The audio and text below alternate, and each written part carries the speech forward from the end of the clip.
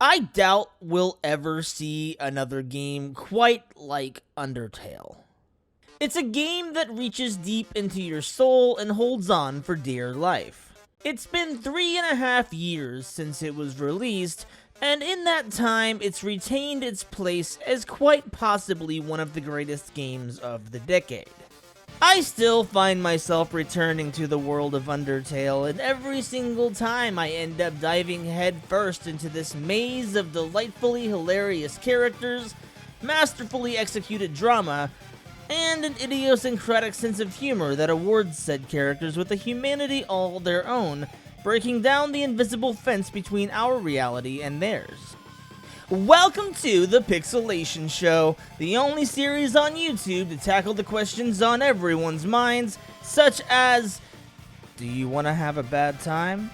I'm Pixcelation, and in today's episode we'll be heading underground, where we'll meet some skeletons, goats, fish, and some adorably good dogs as we discuss the impact made by Undertale throughout the years. It's likely that you've come across a Toriel, Sans, or Metaton in your day-to-day, which is a testament to the raw writing talent of creator Toby Fox.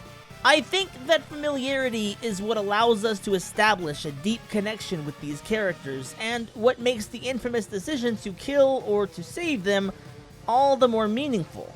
If these characters weren't as strong as they are, all of a sudden the game's core mechanic goes out the window. If Fox couldn't create characters you'd feel terrible about killing, what's stopping you from playing like a traditional RPG? I'd like to take a deep dive into what made Undertale the game that it was, and the factors that made it into a study on the human condition. In this episode of the Pixcelation Show, and another in the future, we'll not only be talking about Undertale, but also its successor, the enigmatic Deltarune. So look forward to that. In the meantime, let's get ready to kill or be killed.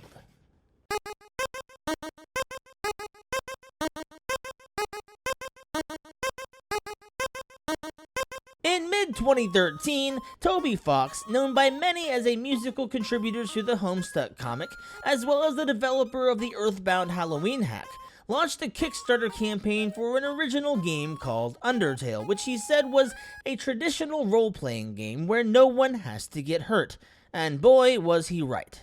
It was an overwhelming success, smashing its original goal of $5,000 and ultimately raising a grand total of $51,124. In Undertale, you play as a nameless androgynous character who falls through a hole while exploring the dangerous Mount Ebot.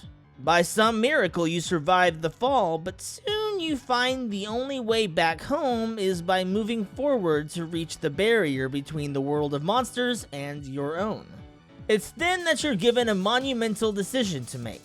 You can either kill the monsters in your path as you would in a traditional RPG a la Final Fantasy, or you can choose to save and befriend them, which awards you next to no money or experience points, but saves you the abject horror of hunting down and murdering an entire race of creatures. Each route provides a completely new game experience. If you choose to save the monsters and kill none, you'll embark on the true path of the game, which in my opinion is the best path. If you save some and kill others, you'll embark on the neutral path, and if you decide to sacrifice your morals and kill everything in sight, you'll embark on the aptly titled genocide path. I can't judge y'all, as while I don't believe I've played a neutral path, I have played through a pacifist run as well as a genocide run, and while the latter made me incredibly uncomfortable, the boss at the end is well worth the pain and suffering it took to get there. If you have no connection to Undertale, then you might be wondering what's so painful about playing a game the way most games are played. I'll answer that question with another one. If you were playing Super Mario Bros. And before you ever got to stomp on a Goomba, before the Koopa Troopa's shell was hijacked in order to reach that out-of-bounds block, what if each enemy was given a personality and, in some cases, an emotional backstory? I'd bet you'd think twice about killing those enemies without a second thought, huh?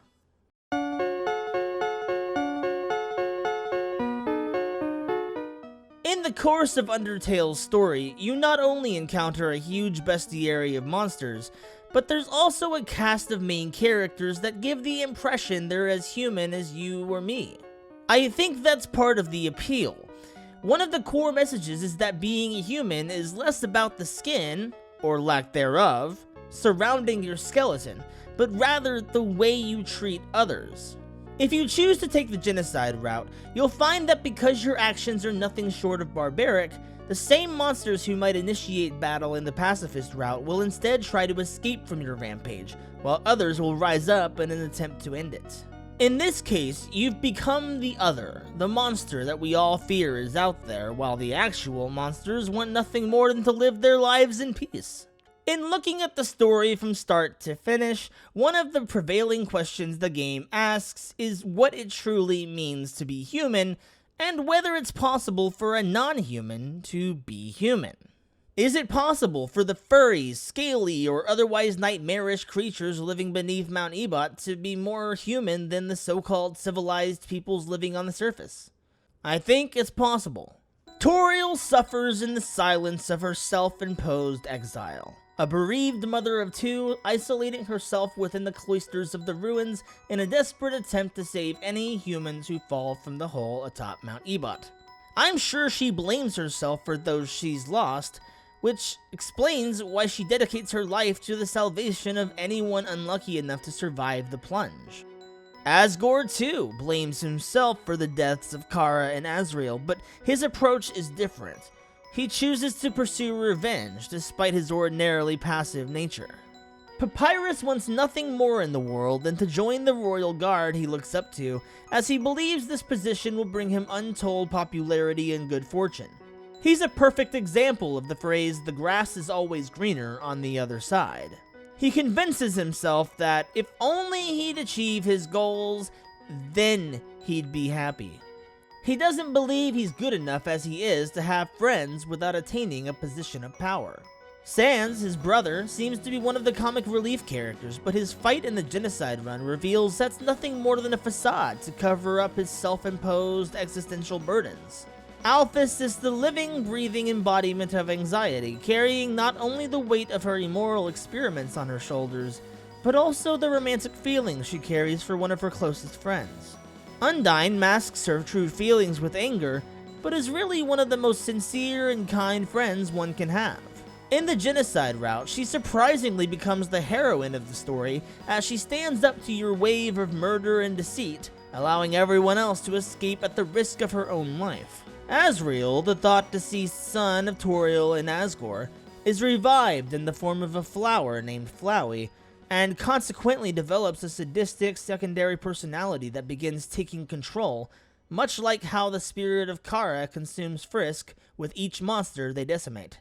In looking at these characters, one thing can be said for sure. They're all examples of creatures with human motivations and ailments.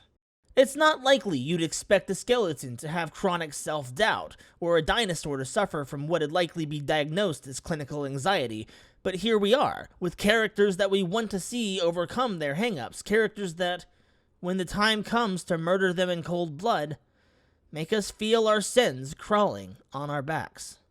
I believe in creating a compelling story with characters like this. Toby Fox sent a message to his audience. One that might seem like common sense, but it still triggers a sense of nostalgic bliss for its audience, inspiring countless fans to hold this game close to their heart and soul.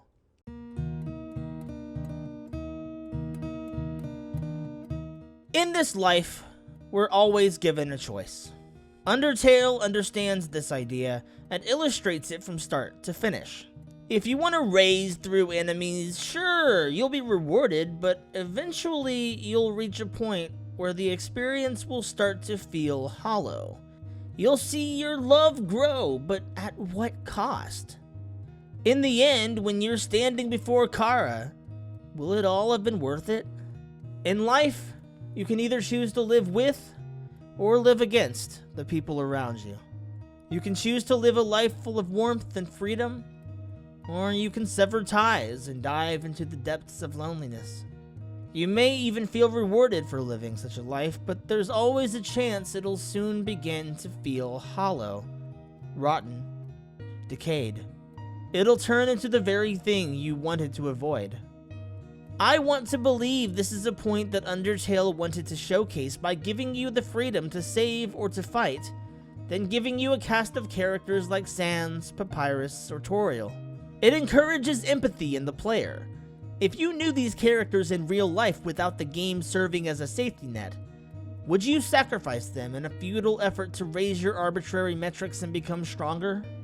In no way am I judging anyone for completing a genocide route. In fact, I think playing both sides of the game only serves to enhance the overall experience. I am aware that this is a game, and not at all does it represent reality. But if you take a step back and look at things from a new perspective, you may discover that the game actively encourages you to make your own choices in life. If you're able to survive the often unfair conditions of the pacifist run, if you're able to summon the patience required to survive the genocide run, or if you choose to play a hybrid of the two, the choice is entirely yours. Thanks for watching the Pixcelation Show. I know you could have watched any video on the masterpiece that is Undertale today, and I'm honored that you chose mine. If you're interested in diving deeper into the creative mind of Toby Fox, you'll want to check this channel out in about 3 weeks, as we'll be doing a similar analysis on his second work, the enigmatic Delta Rune. If you want to see more content like this, please consider dropping a subscription and hitting that bell icon to be notified anytime I post new content. In the meantime, this has been Pixcelation, reminding every single one of you to stay pixelated.